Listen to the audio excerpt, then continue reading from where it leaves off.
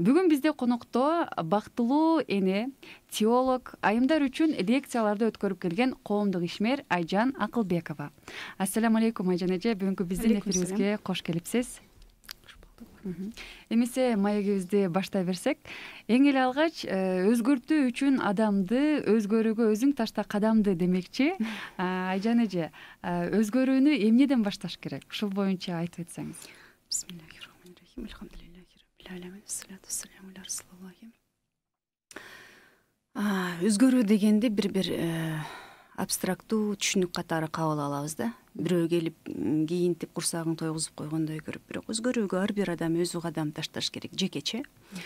Анткени биздин жаратканыбыз айтып атат да, Курандын 13-сүрөсүнүн 11 аятынын котормосунун маанисинде Алла Таала абалыңарды өзүңөр өзгөртмөйүн, эч качан абалыңарды өзгөртпөйт деп маанисинде, Курандын котормосунун маанисинде ушундайча келип атат. Демек, бизди жараткан, бизге жашоо берген жана бизге өлүм бере турчу Алла Таала айтып аткан нерсеге биз эч бир шек күмөнсүз ишенүүбүз керек. Демек, биздин кадамдардын биринчиси жана негизгиси болуп өзүбүз башташыбыз керек деген максатты коюшубуз керек алдыга. Эң эле алгач өзгөрүүнү өзүбүздөн башташыбыз керек. Албетте. Анан Айжан эже, бүгүнкү күнү байкап отурсак, айымдарыбыздан эле көпчүлүк учурда жашоосунан нааразы болгон айымдарыбыз өтө көп. Маселен, эмне үчүн десек, күнүмдүк оокатта, мисалы, өздөрүнүн кылган иш амалдарында сөзсүз түрдө нааразычылык келип чыгат да.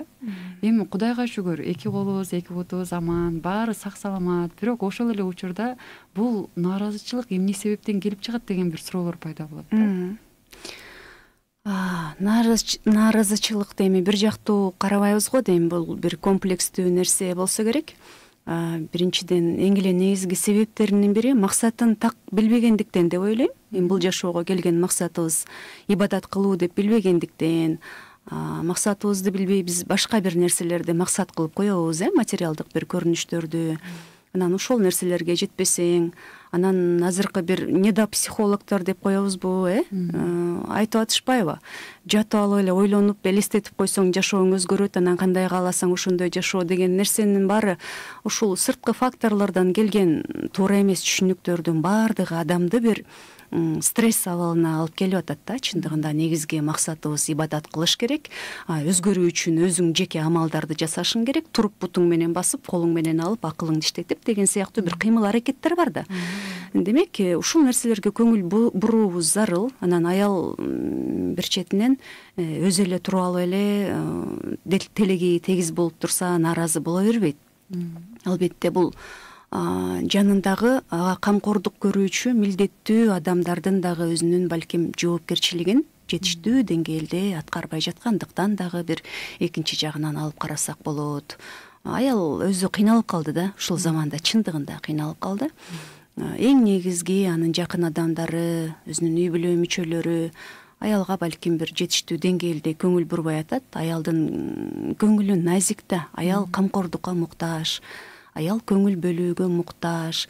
Кээде аялга бир материалдык деле нерсенин кереги жок болуп калышы мүмкүн. Ага жетиштүү деңгээлде көңүл бөлүп, анын оюн угуп, чогуу чай ичип койсоң эле аял жанагы балким нааразычылыктан кандайдыр бир деңгээлде арылып калуусу мүмкүн.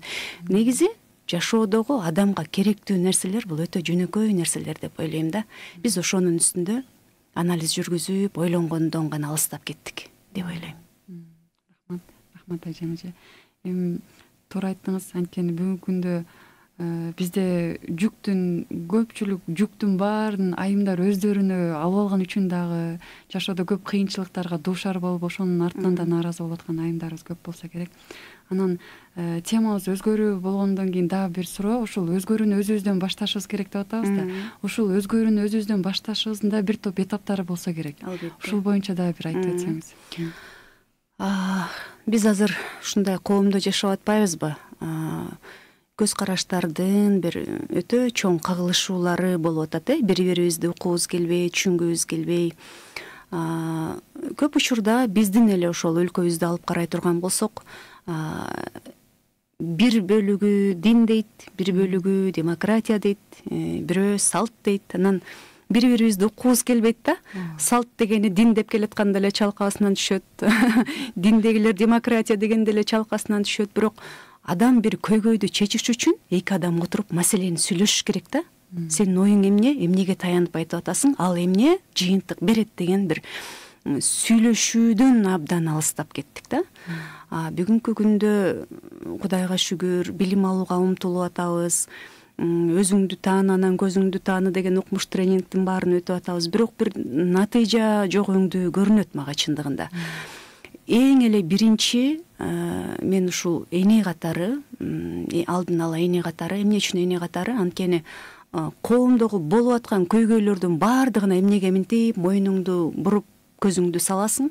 Анткени ушул коомдо иншаллах балдарыбыз калып жашай турган коом болгондон кийин сөзсүз тынчсызданат экенсиң, Жанагы Шарль де Голлдун айтканы бар го.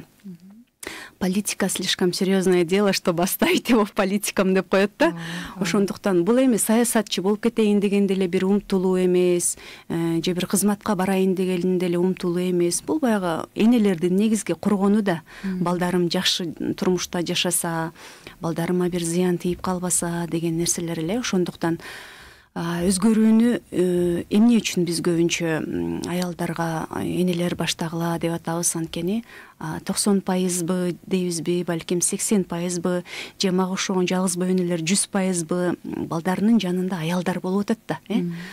Кыргыз эркектери мындай келбеле, чай барбы, наның барбы дегенден башка көп деле тарбияда тилекке каршы мындай аралашпай калды да. Ошондуктан энелер жан дүйнөсүн тынчтандырып, анализ кылганды үйрөнүп алса, туура баласына зыян тийчү нерсе эмне экенин, пайда алып келчү эмне экенин көрүп алса, чындыгында менимче жакшы болот эле. Анан ошол биринчи негизги кадамдарды албетте баштордо биз эмнеге көңүл бөлүүбүз керек? 50-гө чыкканда деле намаз окуйсуң, анан азыр жашсың, 50-гө чыкканда деле Кудайды таанып аласың деген нерселерге мен айткым келет. Жок, биз Кудайга шүгүр 60%дан ашык деп атабыз статистика боюнча Кыргыз Республикасында мен мусулманмын деген адамдар жашап аткандыктан биз билүүбүз керек. Биз мукаллаф болгондон баштап Аллахтын алдында өзүбүздүн ар бир кыймыл аракетибиз үчүн жооп беребиз. Ошондуктан биз ооба ошол кезден баштап динде жашабаганыбыздан көптөгөн катачылыктарды кетирдик, туура эмес кадамдарды жасадык. Эми ошол кадамдарды оңдоо иретинде азыр биз өзгөрүү деп атабыз. Жок, биз эгерде башынан чындыгында ошол мусулманбыз деп тилибиз менен айтып аткан сөзгө бекем болуп, чындыгында мусулмандын бир табиятында жашай турган болсок, балким бир илим алалы, амал кылалы деген башка сөздөрдү сүйлөмөкпүз да. Ошол бузуп алган нерсени оңдоо керек болгон үчүн, тетиң мукаллаф кезибизден баштап ибадат кылбаганыбыз үчүн ошол биринчиден жаратканды таанып алалы деген кадамдарга бисмиллах деп баштайлы деп атабыз. Анткени адам баласы өзүн кимдигин таанып билүү үчүн жаратканын билиш керек. Мени кандай зат жараткан, кайсы жактан келгем, кайсы жака барам. Бул үчүн деле абдан теолог болуп, анан диндар болуп, медреседе окуунун кереги жок да. Чындыгында мен бир жактан келдим, бир жака кетем деген бир ой сөзсүз адам баласында болот. Демек биз бүгүнкү күндө эгер өзгөрүүнү баштай элек болсок, ошол кетирген каталардын үстүндө иштеп баштай элек болсок, демек кечигип атабыз деген сөз да. Чоң рахмат Айжан эже.